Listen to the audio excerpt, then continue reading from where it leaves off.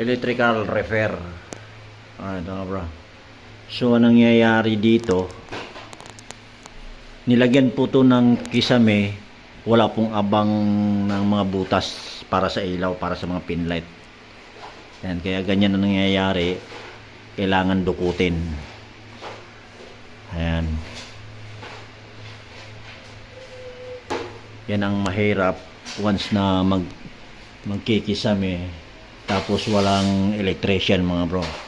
So tapos yung nagkikisame wala man lang koordinasyon sa electrical. Ayan, ayan, kita nyo naman yan kung paano mangyayari sa liit po ng space nito mga bro. Pero yung pin light ang nilagay 6, so ibig sabihin